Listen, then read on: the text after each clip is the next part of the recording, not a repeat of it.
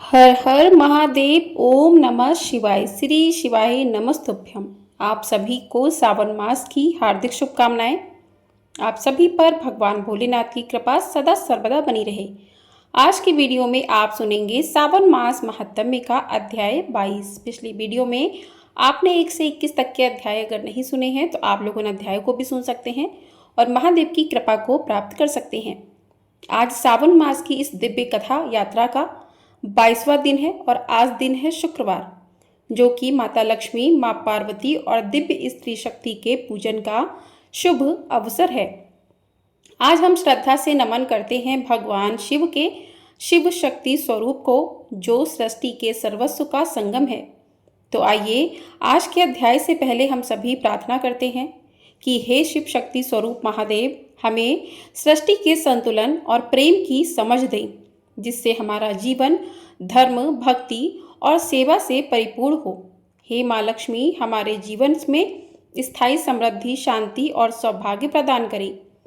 हे माँ पार्वती, हमारी साधना और भक्ति को प्रगाढ़ और स्थिर बनाए रखें। यदि हमारी पूजा या कथा में कोई भी त्रुटि रह गई हो तो अपनी करुणा से उसे क्षमा करें। यह शुक्रवार स्त्री और पुरुष शक्ति और पुरुषार्थ के दिव्य मेल का प्रतीक है, जो सावन मास के अंतिम चरणों में हमें आध्यात्मिक पूर्णता की ओर ले जाता है। तो प्रेम से बोलिए हर हर महादेव। आइए अब सुनते हैं आज की कथाएं। आज मासिक दुर्गा अष्टमी भी है और आज के दिन सुहागिन महिलाएं माँ दुर्गा की पूजा करके उन्हें 16 श्रृंगार अर्पित करती हैं। तो आइए आज जानते हैं इन 16 श्रृंगारों के पीछे छुपी कथा के बारे में। सृष्टि के प्रथम कल्प में एक बार मिथ्या देवी अपने पति अधर्म और भाई कपट के साथ मिलकर भूलोक पर घर घर अत्याचार फैला रही थी।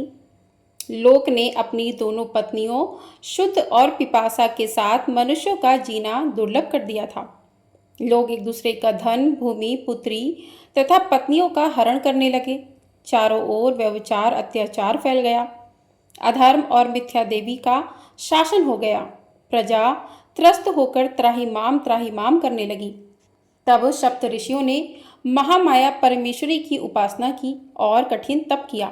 आदिशक्ति माता तब ऋषियों को उनकी तपस्या का फल प्रदान करने के लिए प्रकट हुई। भूतल पर धर्म की स्थापना करने के लिए और अधर्म का नाश करने के लिए माता रानी ने अंश रूप में अपने शरीर से अग्निदेव और उनकी पत्नी स्वाहा देवी को, यज्ञ देव तथा उनकी पत्नी दीक्षा देवी और दक्षिणा देवी को, पितृदेव और उनकी पत्नी स्वधा देवी को, पुण्यदेव और उनकी पत्नी प्रतिष्ठा देवी को, सुशील देव और उनकी पत्नियों सह शांति देवी और लज्जा देवी को, ज्ञान देव और उनकी पत्नियों बुद्धि देवी, मेधा देवी, धति देवी और अपने शरीर से उत्पन्न किया और अधर्म तथा मिथ्या देवी की सत्ता को समाप्त करने का आदेश दिया। हजारों वर्षों तक बड़ा भीषण युद्ध चला, लेकिन मिथ्या देवी को कोई भी हरा नहीं पाया। यह देखकर माता परमेश्वरी ने अपने शरीर से पुनः वैराग्य देव तथा उनकी पत्नी श्रद्धा देवी और भक्ति देवी को, वायुदेव और उनकी पत्नी स्वस्थ देवी को, मोह देव तथा उनकी पत्नी दया देवी को, सुख देव तथा उनकी पत्नी तंद्रा देवी और प्रीति देवी को तथा रुद्रदेव और उनकी पत्नी कालांगनी देवी को अपने शरीर से उत्पन्न किया। फिर से उन सबके बीच भीषण युद्ध छिड़ गया। एक ही क्षण में रुद्रदेव और उनकी पत्नी कालांगनी देवी ने मिथ्या देवी तथा अधर्म और कपट को तथा उनके सभी साथियों को बंदी बना लिया। 1000 वर्षों तक बंदी गृह में मिथ्या देवी पड़ी रहीं और उसी कारागार में रुद्रदेव और उनकी पत्नी कालांगनी देवी की तपस्या में लीन रहीं। मिथ्या देवी की तपस्या से प्रसन्न होकर आखिरकार रुद्रदेव और माता कालांगनी देवी प्रकट हुई और मिथ्या देवी को आशीर्वाद दिया। रुद्रदेव ने मिथ्या देवी को आशीर्वाद देते हुए कहा कि हे मिथ्या देवी, सतयुग में तुम आदर्श रहोगी, त्रेता युग में तुम सूक्ष्म रूप से रहोगी और द्वापर युग में तुम आधे शरीर से रहोगी और कलयुग में तुम संपूर्ण शरीर से रहोगी। कलयुग में ही सर्वत्र तुम्हारा शासन होगा। तब माता कालांगनी देवी ने मिथ्या देवी को आशीर्वाद स्वरूप कहा कि हे मिथ्या देवी, हमारे शरीर के 16 श्रृंगारों का अंश रूप से धरती पर अवतरण हुआ है। तुम उनके पास कभी मत जाना, नहीं तो तुम वहीं पर भस्म हो जाओगी। देवी की बात सुनकर मिथ्या देवी ने हाथ जोड़कर पूछा, माते आपके 16 श्रृंगार अंश रूप से कहाँ कहाँ पर हैं, कृपया बताइए। तब माता कहने लगी कि हमारी आंख का काजल क्षीर सागर के रूप में है, हमारी मांग का सिंदूर शेष नांग का रूप धारण करके श्री विष्णु की शेष सैया बनकर क्षीर सागर में है, हमारे पांव का महावर वृक्ष रूप में कौशल देश में है। जब श्री विष्णु का राम रूप में अवतार होगा तब मेरे भक्त कच्छप का केवट रूप में जन्म होगा। केवट इसी वृक्ष को काटकर नाव बनाएंगे और उसी नाव से केवट विष्णु रूपी श्री राम को गंगा जी के पार उतारेंगे। हमारे भाल की बिंदी गोकुल में गौ रूप धारण करके लाखों की संख्या में श्री कृष्ण अवतार में श्री कृष्ण के साथ रहकर उनकी लीलाओं का रसपान करेंगी। हमारी चूड़ियाँ नदियों का रूप धारण करके सरयू नाम से जानी जाएंगी, जो श्री राम की लीलाओं का रसास्वादन करेंगी। हमारी पायल पीतांबर का रूप धारण करके हमेशा श्री कृष्ण के शरीर पर विद्यमान रहेगी। हमारे पांव के बिछिए मंद्राचल पर्वत के नाम से जाने जाएंगे। अगले कल्प में सागर मंथन की लीला होगी, जिसमें मंद्राचल पर्वत मथानी बनेगा। हमारी नासिका की नथुनी ब्रह्मा जी का कमंडल है। हमारे कान के कर्णफूल कुंडल का रूप धारण करके रुद्रदेव के कर्ण में विराजमान है और हमारे कमर की करधनी बलराम के हल का फल बनकर असुरों का विनाश करेगी। इसलिए हे मिथ्या देवी, तुम इनके पास भूल कर भी मत जाना, नहीं तो तुम एक क्षण में ही वहीं जलकर भस्म हो जाओगी। कलयुग में जो भक्त हमें 16 श्रृंगार अर्पण करके हमारी उपासना करेंगे, उनके पास भी तुम कभी मत जाना। और कलयुग में इस प्रकार चारों ओर केवल तुम्हारा ही शासन होगा। मिथ्या देवी को ऐसा वरदान देकर माता और रुद्रदेव वहीं अंतर्ध्यान हो गए। प्रेम से बोलिए दुर्गे मैया की जय। अब सुनिए आज का अध्याय। इससे पहले सावन मास महात्म्य के अध्याय में आपने जाना था कि किस प्रकार भगवान शिव ने देवी पार्वती को श्राद्ध की विधि और 16 तरीके के दान और 4 प्रकार के मनुष्यों के बारे में बताया था। ब्राह्मणों के बारे में बताया था कि किस प्रकार के ब्राह्मणों को दान देना चाहिए, किस प्रकार के ब्राह्मणों को दान नहीं देना चाहिए, किस तरह का दान सफल माना जाता है और किस तरह का दान व्यर्थ माना जाता है। अगर आप इस बारे में जानना चाहते हो तो इससे पहले के अध्याय जरूर सुनिएगा। तो प्रिय श्रोताएं, आज का अध्याय शुरू करते हैं। अध्याय शुरू करने से पहले भगवान भोलेनाथ के श्री चरणों का ध्यान करते हैं। हर हर महादेव, श्री शिवाय नमस्तुभ्यम।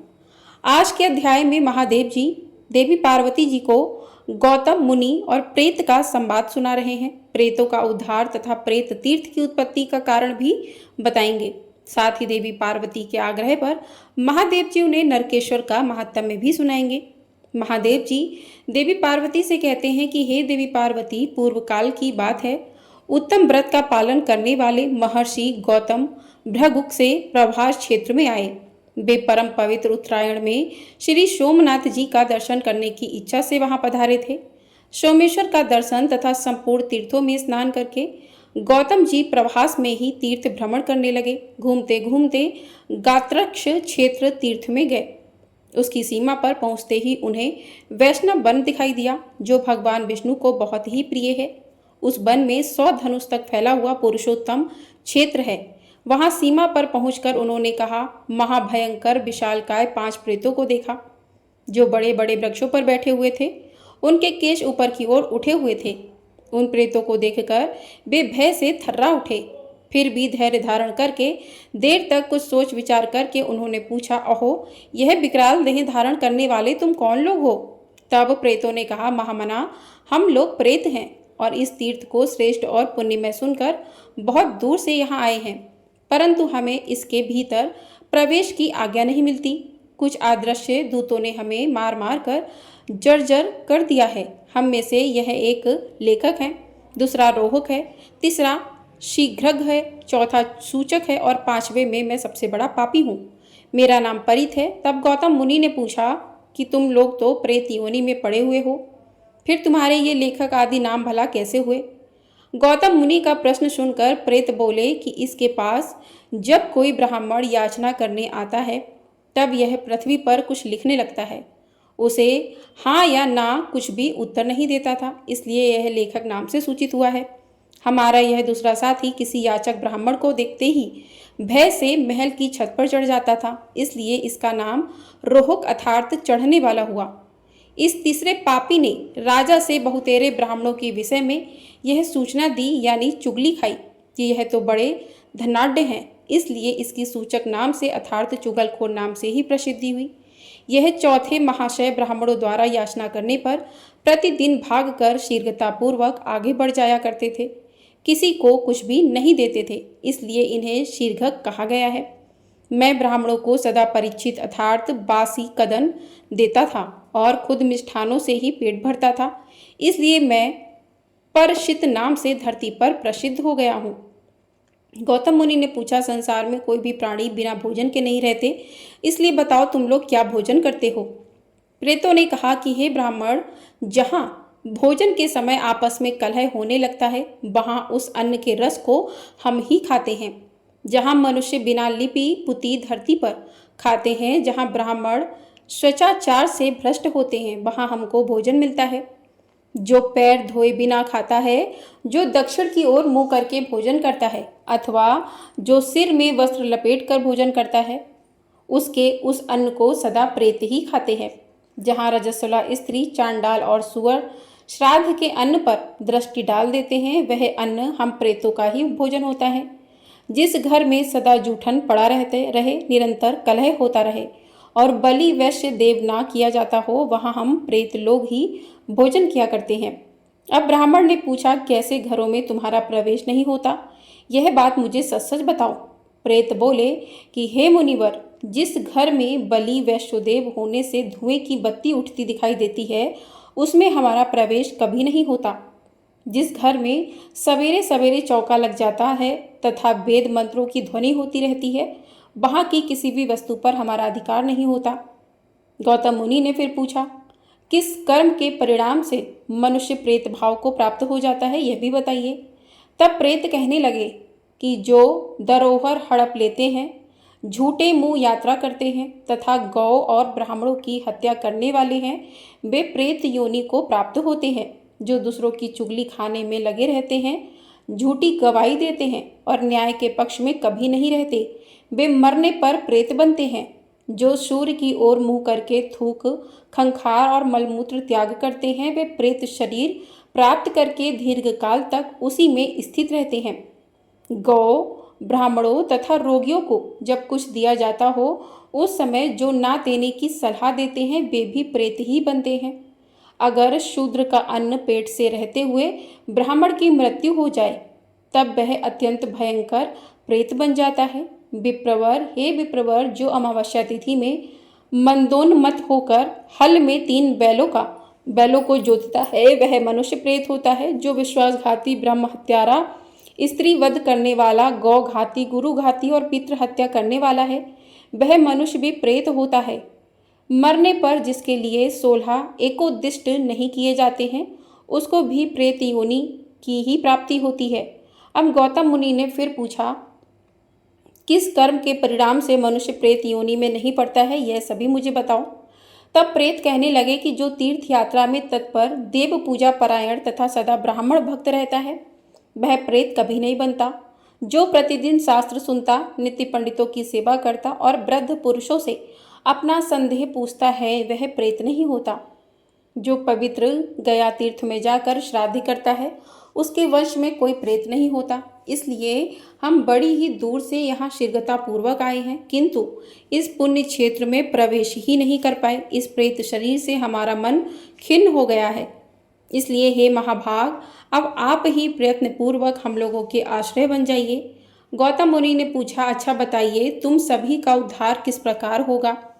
प्रेत कहने लगे, प्रभु, आप वैष्णव क्षेत्र में जाकर हमारे नाम और गोत्र का उच्चारण करके श्राद्ध कर दीजिए, इसी से हमारी मुक्ति हो जाएगी। यह सुनकर दयात्र गौतम मुनि ने वैष्णव क्षेत्र में जाकर उन सभी के लिए पृथक पृथक श्राद्ध किया। वे जिस जिस का श्राद्ध करते थे, उस रात्रि को स्वप्न में आकर वही प्रेत दर्शन देता और कहता कि हे विप्रवर, आपकी कृपा से मैं प्रेत योनि से मुक्त हो गया हूँ, आपका कल्याण हो। अब मैं जाता हूँ, मेरे लिए विमान उपस्थित हुआ है। ऐसा कहकर प्रत्येक प्रेत चल देता था। इस प्रकार उन्होंने 4 प्रेतों का तो उद्धार कर दिया। 5वें दिन उन्होंने पर्युषित के लिए अर्थात बासी भोजन खिलाने वालों के लिए विधि पूर्वक श्राद्ध किया। इसके बाद रात को स्वप्न में उन्हें पर्युषित दिखाई दिया, जो लंबी लंबी सांसें खींचता हुआ बड़ी दीनतापूर्ण वाणी से बोल रहा था कि हे विप्रवर, मुझ भाग्यहीन पापी का तो उद्धार ही नहीं हुआ है। मेरे द्वारा यही सबसे बड़ा पाप हुआ कि मैंने धन बढ़ाया। अब गौतम मुनि ने पूछा कि प्रेत, तुम्हारा उद्धार अब किस प्रकार होगा? अब तुम भी शीघ्र बताओ। परीक्षित कहने लगा कि हे ब्राह्मण, आप मेरा पुनः श्राद्ध कीजिए। उसके ऐसा कहने पर गौतम मुनि ने उसके लिए उत्तरायण में फिर से श्राद्ध किया। इसके बाद रात को स्वप्न में आकर उसने दर्शन दिया और कहा कि विप्रवर, मैं आपकी कृपा से प्रेत योनि से छूट गया हूँ, आपका कल्याण हो। अब मैं जा रहा हूँ, मुझे देवत्व प्राप्त हुआ है, इसलिए मुझ में वर देने की शक्ति आ गई है। इसलिए मुझसे कोई शुभ वर्ण ग्रहण कीजिए, क्योंकि ब्रह्म हत्यारे, शराबी, चोर तथा व्रत भंग करने वाले पुरुषों के लिए साधु पुरुषों ने प्रायश्चित बताया है, किंतु कृतज्ञ के लिए कोई भी प्रायश्चित नहीं बतलाया गया। प्रेत की बात सुनकर गौतम मुनि कहने लगे कि अगर तुम मुझे वर देने में समर्थ हो तो जिस स्थान में मैंने तुम सब प्रेतों को देखा है, वहां मैं आश्रम बनाकर तपस्या करूंगा। वहां जो भी मनुष्य भक्ति पूर्वक स्नान और देवताओं का तर्पण करके पितरों के उद्देश्य से विधिवत श्राद्ध करे, वह आपके प्रसाद से कभी भी प्रेत योनि में ना जाए और उसके वंश में कभी कोई प्रेत भी ना हो। गौतम मुनि का आग्रह सुनकर परीक्षित कहने लगा कि हे विप्रवर, आप वहां जाकर आश्रम बनाओ, इससे आपको उत्तम सिद्धि प्राप्त होगी। जो भी मनुष्य श्रद्धा भक्ति से यहाँ श्राद्ध करेंगे, वे पितरों सहित विमान में बैठकर स्वर्ग को जाएंगे। उनमें से कोई भी प्रेत नहीं होगा। स्थिर बुद्धि वाले विद्वानों ने मैत्री को 7 पद वाली बताया है। आपका यह पवित्र आश्रम सभी पापों का नाशक और समस्त दुखों का निवारक होगा और यह स्थान मेरे नाम पर प्रेत तीर्थ कहलाए। तब तथास्तु कहकर गौतम जी वहां से चले गए। इसके बाद वितोक्त मार्ग से उन्होंने सब कार्य संपन्न किया। महादेव जी देवी पार्वती से कहते हैं कि हे पार्वती, इंद्रेश्वर से उत्तर दिशा में समस्त पापों का नाश करने वाले नरकेश्वर देव विराजमान हैं। प्राचीन काल की बात है कि भूतल में विख्यात मथुरा नाम की नगरी में देव शर्मा नामक एक विद्वान ब्राह्मण रहा करता था, जो अगस्त्य गोत्र में उत्पन्न तथा दरिद्रता से पीड़ित था। उस नगर में उसी रूप और अवस्था से युक्त एक दूसरा भी वेदज्ञ ब्राह्मण था, जो उसी गोत्र में उत्पन्न हुआ था। नाम भी उसका वही था। किसी समय यमराज ने अपने दूत से कहा कि तुम मथुरापुरी को जाओ और देव शर्मा को ले आओ। अब दूत गया और नाम की समानता यानी कि एक जैसा नाम होने से उस दरिद्र पीड़ित देव शर्मा को वह ले आया। उसे देखकर यमराज ने कहा, विप्रवर, आप शीघ्र लौट जाइए, दूत नाम की समानता से तुम्हें लेकर आ गया है। अब ब्राह्मण कहने लगा, भगवान, मैं तो घर नहीं लौटूंगा, जीवन भर की दरिद्रता से वहां भी मैं तंग आ गया था। अब जो शेष आयु है उसे यहाँ आपके पास ही बिता दूंगा। यमराज जी बोले, ब्राह्मण, यहाँ कोई भी असमय नहीं आता और समय पूरा होने पर कोई पृथ्वी पर क्षण भर भी जीवित नहीं रहता। पृथ्वी पर ना कोई मेरा मित्र है ना शत्रु है। अगर उसका समय पूरा नहीं हुआ है तो सैकड़ों बाणों से घायल होने पर भी मनुष्य की मृत्यु नहीं होती और आयु पूरी हो जाने पर कुशाग्र से अर्थात घास के तिनके से विंधने पर भी वह जीवित नहीं रहता। इसलिए हे ब्राह्मण, जब तक तुम्हारा शरीर जला ना दिया जाए तब तक तुम वापस लौट कर जाओ। ब्राह्मण ने कहा, देव, साधु पुरुषों का और विशेषतः आपका दर्शन तो कभी व्यर्थ नहीं जाता। इसलिए मैं पूछता हूँ कि यह जो अत्यंत भयंकर नरक दिखाई देते हैं, इनमें किस कर्म से मनुष्य को जाना पड़ता है? इन नरकों की कितनी संख्याएं हैं? तब यमराज ने कहा, विप्रवर, मेरे लोक में बहुत से नरक हैं। इनमें से कुछ प्रधान हैं और कुछ उन्हीं की शाखाएं हैं, जिनको तुम मेरे सेवकों द्वारा यंत्र में पीड़ित देख रहे हो। वह यह पापी और कृतघ्न हैं। इन्होंने आसक्त होकर पराई स्त्रियों पर कुदृष्टि डाली है और जिन्हें तुम कुंभीपाक नरक में डाला हुआ देखते हो, यह सब झूठी गवाही देने वाले और घूसखोर हैं। यह जो लोहे के तपाए हुए खंभों का आलिंगन कर रहे हैं, इन दुरात्माओं ने पराई स्त्रियों के साथ रमण किया है। जो दुष्ट गौघाती और देवताओं ब्राह्मणों के निंदक रहे हैं, वे ही कुठार से काटे जाते हैं। यह जिन्हें सिहार, भेड़िए और लोहमुख जंतु खा रहे हैं और यह जो भूख से पीड़ित होकर अपना ही मांस खाते हैं, इन्होंने कभी भी अन्नदान नहीं किया है।